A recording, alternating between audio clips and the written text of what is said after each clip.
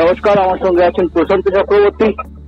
বাংলার ও মণিপুরের ম্যাচটি গোল সুন্দরভাবে শেষ হয়েছে। সেই ম্যাচটি কেমন হলো প্রশান্তর কাছ থেকে আমরা জেনে নেবো। ওর পরিচয় নতুন করে দেওয়ার নেই। হ্যালো, আজকের সত্যি কথা বলতে গিয়ে ফার্স্ট হাফটা কিন্তু বাংলা ওপেন ফুটবল খেলেনি। তার কারণ বাংলার বেশ কিছু খেলোয়াড়কে পরিবর্তন করেছিলেন সঞ্জয় সেন, এবং যেহেতু 9 পয়েন্টের সাথে সাথে আজকের ম্যাচ থেকে 1 পয়েন্ট আসলে বাংলা মোটামুটি সিকিউর হয়ে যাবে সেকেন্ড রাউন্ডে যাওয়ার, অর্থাৎ কোয়ার্টার ফাইনালে যাওয়ার জন্য।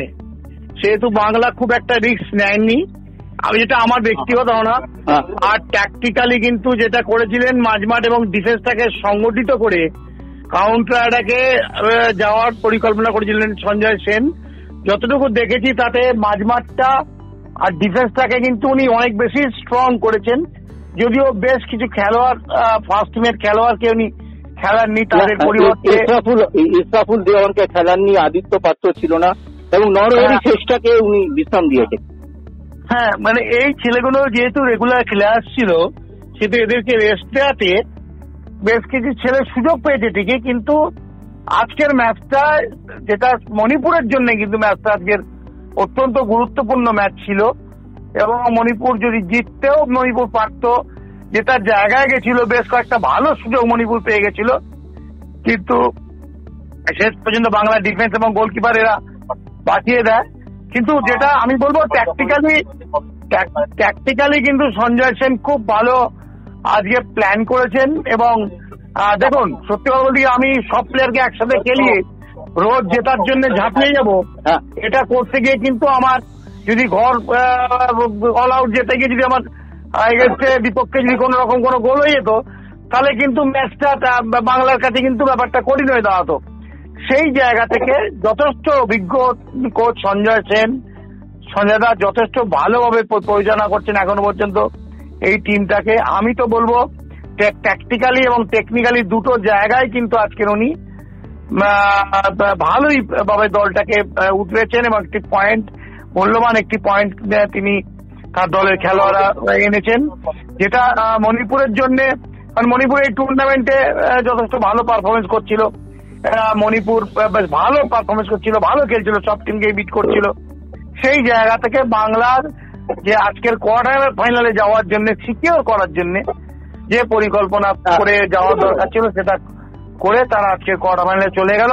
এবং শুধু তাই না, যেটা সব থেকে দেখো দর্শনকারী ফুটবল খেলতে গিয়ে যদি আমি কোনো মিস্টেক করতাম, সেটা কিন্তু ভালো একটা বার্তা যেত না।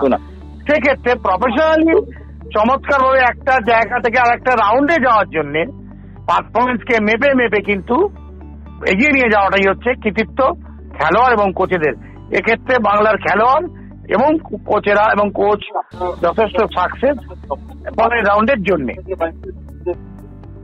আর একটা কথা হচ্ছে, আজকে নর্থ ইস্টের রেফারি ছিল।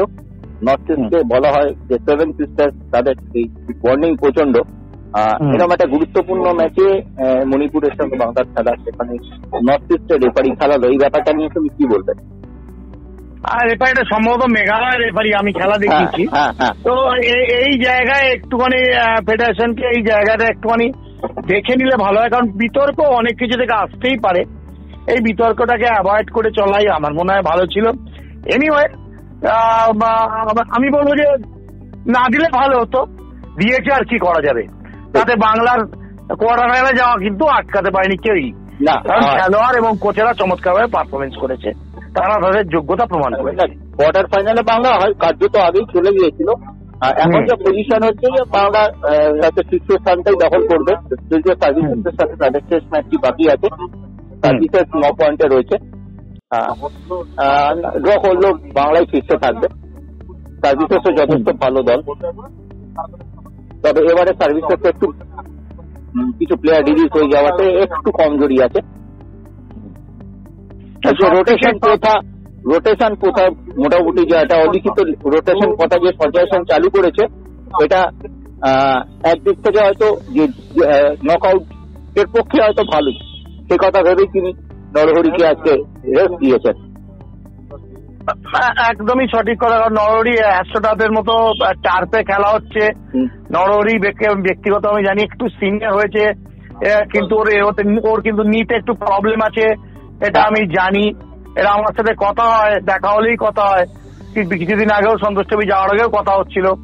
ওকে রোজ পাওয়ার ট্রেনিং করতে হয়, সেক্ষেত্রে অ্যাস্ট্রোটাইপের হার্ট টয়েল, তো সেখানে একটু হাঁটুতে মানে লিগামেন্ট এবং কোয়াড্রিসেপস মাসলে প্রচুর স্ট্রেন্থ পড়ে, যার ফলে আজকের ওর এই রেসটা কোয়ার্টার ফাইনালে কিন্তু খুব ভালোভাবে সার্ভিস দেবে। এবং যেটা আমি সব থেকে ভালো একটা জিনিস লক্ষ্য করছি, এত বছরের মধ্যে বেঙ্গল টিমে এতগুলো চেঞ্জ ভালো না। যেমন মোহনবাগান টিমটা এবছর রিজার্ভ বেঞ্চটা দুর্দান্ত ভাবে ক্লিক করছে, মানে যেখানে কামিজ মাঠের বাইরে নেমে 10 মিনিটের মধ্যে নেমে একটাই বল, 2-3টে বলের মধ্যে একটা গোল করে দিচ্ছে। সো দ্য কম্পিটিশন, ম্যাকলারেন এবং তোমার কামিজ, ম্যাকলারেন তো ওয়ার্ল্ড কাপ খেলে এসেছে, কামিজ তো ওয়ার্ল্ড কাপ, কিন্তু এই যে টিমে ওদের মধ্যে একটা অলিখিত একটা লড়াই রয়েছে, সেইটা কিন্তু তাদের মোহনবাগান টিমের পারফরমেন্সই ভালো হচ্ছে। এক্ষেত্রে আমি বলবো ঠিক সেইভাবেই সঞ্জয়দা ছেলেদের মধ্যে কোঅর্ডিনেশন তৈরি করেছেন এবং বুদ্ধিদীপ্ত পরিকল্পনা করে ম্যাচ বাই ম্যাচ ওয়াইজ উনি যাচ্ছেন। এবং আমি বিশ্বাস করি এইভাবে যদি বাংলা খেলতে থাকে তাহলে আমরা শীর্ষস্থান দখল করার জায়গায় কিন্তু যাব। এত তাড়াতাড়ি বলার কিছু নেই, কিন্তু মর্নিং শোজ দ্য ডে যেটা বলা যায় আর কি। আপনি জানেন যে শুরুটা দেখলে মনে হয় যে অন্তত আজকের দিনটা কেমন যাবে, সেই হিসেবে আমি আশা রাখতে পারি, আপনারা আশা রাখুন এবং আপনারা সবাই মিলে প্রার্থনা করুন যাতে বাংলা সন্তোষ ট্রফিটা অন্তত এবছর নিয়ে আসতে পারে, যাতে আমরা সবাই মিলে বুক চিতিয়ে সারা ভারতবর্ষের ফুটবল প্রেমী মানুষদের কাছে বলতে পারি যে বাংলা আবার ভারত সভায় শ্রেষ্ঠ আসন লবে। কিন্তু মণিপুরের 9 নম্বর ছেলেটি নিশ্চয়ই আমাদের নজর কেড়েছে, আমাদের ওর দিকে দৃষ্টি থাকবে। ম্যাচের সেরা হয়েছে লিন্টো, লিন্টো অত্যন্ত দ্রুত গতির ফুটবলার, স্বাস্থ্য ভালো, একটু কর্মকায়। হ্যাঁ, এই ছেলেটির মধ্যে গতি আছে, শোল্ডার ডেভেলপ করেছে, বল উইথ দ্য বল ভালো কাভারিং করতে পারে। যেটা আমাদের ইসবলে যে ছেলেটি ডেভিডের কথা আমি আগের দিনও বলেছি, ডেভিড কিন্তু যেমন বল কন্ট্রোল আছে, ডেভিড শরীরটাকেও ভালোভাবে ব্যবহার করতে পারে। এখনকার আধুনিক ফুটবলে গতি এবং শরীরের ব্যবহার যদি ঠিক মতো হয় তাহলে সেই ছেলেটিকে কোয়ালিটি প্লেয়ার হিসেবেই ধরা হয়। এবং এই যে 9 নম্বর ছেলেটির কথা আপনি বলছেন, সত্যি এই ছেলেটির মধ্যে খেলা আছে। যদি নিজেকে ঠিক মতো গ্রুমিং করতে পারে, নিজেকে যত্ন করতে পারেন, তাহলে এই খেলোয়াড়টি কিন্তু আগামী দিনে ভারতবর্ষের একজন ভালো খেলোয়াড় হয়ে উঠতে পারে। অনেক ধন্যবাদ প্রশান্ত তোমাকে।